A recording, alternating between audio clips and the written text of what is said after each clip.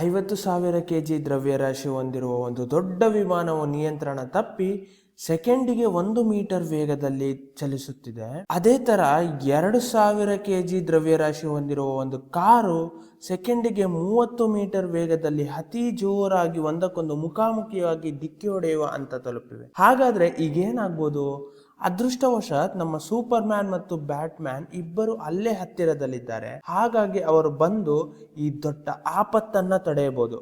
ಆದ್ರೆ ಇಲ್ಲಿರುವ ಅಸಲಿ ಪ್ರಶ್ನೆ ಏನು ಅಂತ ಹೇಳಿದ್ರೆ, ಯಾರು ಯಾವುದನ್ನ ತಡೀತಾರೆ ಅಂತ. ನಮ್ಮ ಬ್ಯಾಟ್ ಮ್ಯಾನ್ಗಿಂತ ಸೂಪರ್ ಮ್ಯಾನ್ ಅನ್ನೋನು ತುಂಬಾ ಬಲಶಾಲಿ ಎಂಬುದು ಇಡೀ ಜಗತ್ತಿಗೆ ಗೊತ್ತು. ಬ್ಯಾಟ್ಸ್ ಬೇಜಾರು ಮಾಡ್ಕೋಬೇಡಿ. ಹಾಗಾಗಿ ಇಬ್ಬರಲ್ಲೂ ಅತ್ಯಂತ ಕಷ್ಟವಾದ ಕೆಲಸವನ್ನ ಸೂಪರ್ ಮ್ಯಾನ್ಗೆ ನೀಡುವುದು ಹೆಚ್ಚು ಅರ್ಥಪೂರ್ಣ ಅಂತ ಕಾಣಿಸುತ್ತೆ. ಅದನ್ನು ನಾವು ಈ ವಿಡಿಯೋದಲ್ಲಿ ನಿಖರವಾಗಿ ಲೆಕ್ಕ ಹಾಕೋಣ. ಈ ವಿಮಾನ ಮತ್ತು ಕಾರಿನಲ್ಲಿ ಯಾವುದನ್ನ ತಡೆದು ನಿಲ್ಲಿಸಲು ಇಬ್ಬರಿಗೆ ಅತಿ ಹೆಚ್ಚು ಶ್ರಮ ಬೇಕಾಗುತ್ತದೆ ಎಂಬುದನ್ನು ನಾವು ಕಂಡುಹಿಡಿಯಬೇಕು. ಹಾಗಾದ್ರೆ ನಿಮ್ಮ ಪ್ರಕಾರ ಏನ್ ಅನ್ಸ್ಬೋದು? ಇವೆರಡರಲ್ಲಿ ಯಾವುದನ್ನು ನಿಲ್ಲಿಸಲು ನಿಮ್ಗೆ ಹೆಚ್ಚು ಕಷ್ಟ ಆಗ್ಬೋದು? ಮೊದಲ ನೋಟಕ್ಕೆ ನಮ್ಗೆ ಏನ್ ಅನ್ಸ್ಬೋದು ಅಂತ ಹೇಳಿದ್ರೆ, ಕಾರಿಗೆ ಹೋಲಿಸಿದ್ರೆ ವಿಮಾನವು ತುಂಬಾ ದೊಡ್ಡ ದ್ರವ್ಯರಾಶಿಯನ್ನು ಹೊಂದಿದೆ ಅಂತ ಹೇಳಿದ್ರೆ, ಆದ್ದರಿಂದ ಈ ಭಾರಿ ತೂಕದ ವಿಮಾನವನ್ನು ನಿಲ್ಲಿಸುವುದೇ ಅತ್ಯಂತ ಕಷ್ಟ ಕೆಲಸ ಅಂತ ನೀವು ತಕ್ಷಣ ಹೇಳ್ಬಿಡ್ಬೋದು. ಯಾವುದೇ ಒಂದು ವಸ್ತು ಎಷ್ಟು ತೂಕ ಇರುತ್ತದೋ ಅಥವಾ ಎಷ್ಟು ದ್ರವ್ಯರಾಶಿ ಇರುತ್ತದೋ ಅದನ್ನು ತಡೆದು ನಿಲ್ಲಿಸುವುದು ಅಷ್ಟೇ ಕಷ್ಟ ಎನ್ನುವುದು ನಿಮಗೆ ತಿಳಿದಿರುತ್ತದೆ. ಉದಾಹರಣೆಗೆ, ನಾನು ನಿಮ್ಮ ಕಡೆಗೆ ಒಂದು ಭಾರಿ ತೂಕದ ಬೌಲಿಂಗ್ ಬಾಲ್ ಅನ್ನು ಎಸೆದ್ರೆ, ಚಿಂತೆ ಬೇಡ, ನಾನು ಹಾಗೆ ಮಾಡಲ್ಲ.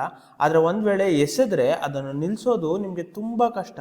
ಅದೇ ಜಾಗದಲ್ಲಿ ನಾನು ನಿಮ್ಮ ಕಡೆಗೆ ಒಂದು ಸಣ್ಣ ಹಗುರವಾದ ಪಿಂಕ್ ಬಾಲ್ ಅನ್ನು ಎಸೆದ್ರೆ ಅದನ್ನು ನಿಲ್ಲಿಸೋದು ತುಂಬಾ ಈಸಿ ಆದ ಕೆಲಸ ಅಲ್ವಾ?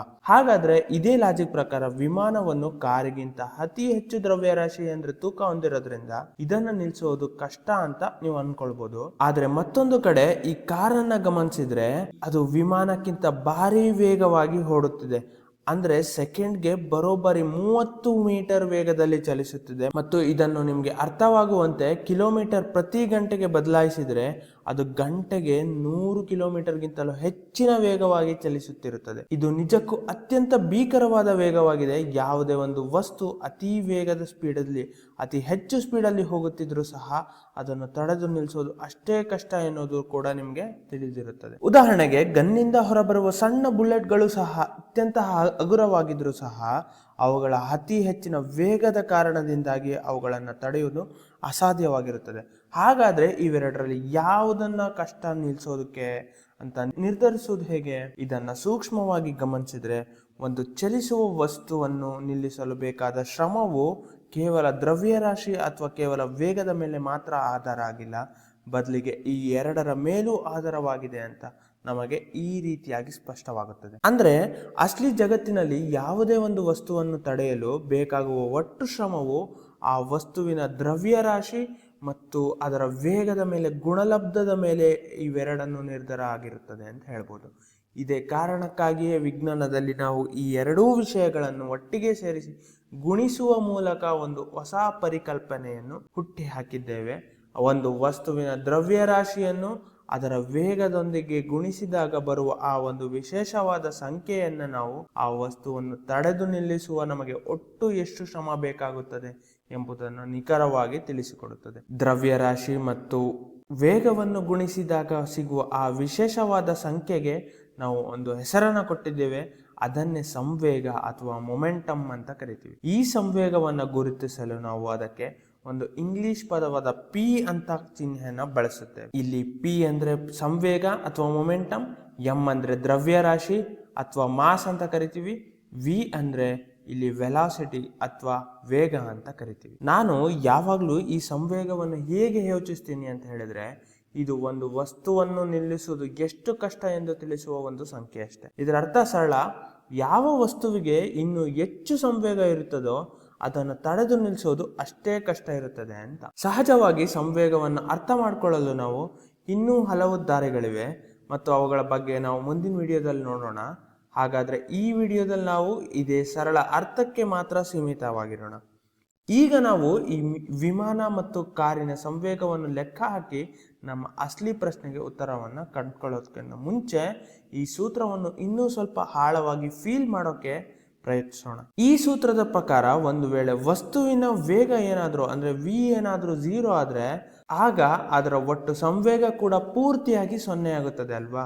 ಇದು ನಮಗೆ ಅರ್ಥಪೂರ್ಣ ಅನಿಸುತ್ತೆ ಖಂಡಿತವಾಗಿಯೂ. ಯಾಕಂತ ಹೇಳಿದ್ರೆ ಒಂದು ವಸ್ತುವಿನ ವೇಗವು 0 ಇದೆ ಅಂತ ಹೇಳಿದ್ರೆ ಅದರ ಅರ್ಥ ಆ ವಸ್ತುವು ಎಲ್ಲೂ ಚಲಿಸದೆ ಒಂದೇ ಜಾಗದಲ್ಲಿ ನಿಶ್ಚಲವಾಗಿದೆ ಅಂತ, ಅಂದ್ರೆ ನಿಂತಿದೆ ಅಂತ ಅರ್ಥ. ಒಂದು ವಸ್ತುವು ಎಲ್ಲೂ ಚಲಿಸದೆ ಇದ್ದಾಗ ಅದನ್ನು ನಿಲ್ಲಿಸಲು ನಮಗೆ ಯಾವುದೇ ರೀತಿ ಶ್ರಮ ಬೇಕಾಗೋದಿಲ್ಲ.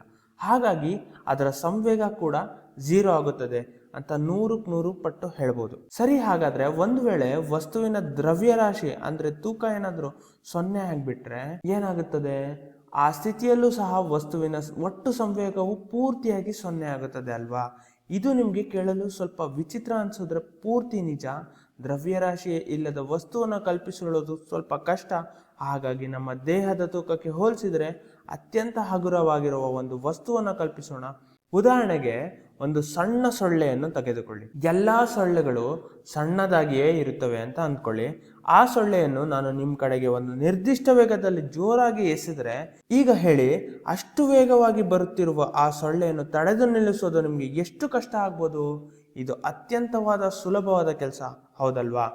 ನಾನು ಅದನ್ನು ನಿಮ್ಮ ಕಡೆಗೆ ಎಸೆದ್ರೂ ಸಹ ಅದು ಬಂದು ನಿಮಗೆ ಡಿಕ್ಕಿ ಹೊಡೆದಾಗ ನಿಮ್ಗೆ ಅದರ ಅನುಭವ ಫೀಲ್ ಆಗೋದಿಲ್ಲ. ಅದನ್ನು ನಿಲ್ಲಿಸೋದು ಅಷ್ಟೊಂದು ಸುಲಭವಾಗಿರುತ್ತದೆ. ಇದೇ ಕಾರಣಕ್ಕೆ ಆ ಸೊಳ್ಳೆಯ ಸಂವೇಗವು ಬಹುಪಾಲು 0ಗೆ ಸಮನಾಗಿರುತ್ತದೆ ಅಂತ ನಾವು ಧೈರ್ಯವಾಗಿ ಹೇಳ್ಬೋದು. ಈಗ ನಿಮಗೆ ಈ ಸೂತ್ರದ ಅಸಲಿ ಅರ್ಥ ಪೂರ್ಣವಾಗಿ ಕನೆಕ್ಟ್ ಆಗುತ್ತದೆ ಅಲ್ವಾ? ಯಾವುದೇ ಒಂದು ವಸ್ತುವಿನ ದ್ರವ್ಯರಾಶಿ ಕಡಿಮೆಯಾಗಿದ್ದಾಗ ಅದರ ಒಟ್ಟು ಸಂವೇಗ ಕೂಡ ಅಷ್ಟೇ ಕಡಿಮೆಯಾಗಿರುತ್ತದೆ ಅನ್ನೋದು ಈ ಸೂತ್ರ ನಮಗೆ ತಿಳಿಸಿಕೊಡುತ್ತದೆ. ಆದರೆ ಮತ್ತೊಂದು ಕಡೆ ಅತ್ಯಂತ ಭಾರಿ ದ್ರವ್ಯರಾಶಿ ಮತ್ತು ಹೆಚ್ಚಿನ ವೇಗ ಎರಡನ್ನೂ ಒಟ್ಟಿಗೆ ಹೊಂದಿರುವ ಒಂದು ವಸ್ತುವನ್ನು ಕಲ್ಪಿಸಿಕೊಳ್ಳಿ.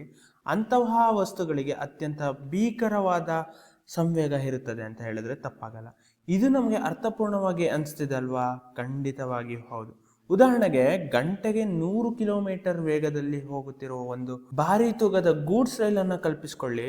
ಅಬ್ಬಾ, ಇದನ್ನು ತಡೆದು ನಿಲ್ಲಿಸೋದು ಪ್ರಯತ್ನಿಸೋದು ಎಷ್ಟು ಕಷ್ಟ ಅಲ್ವಾ?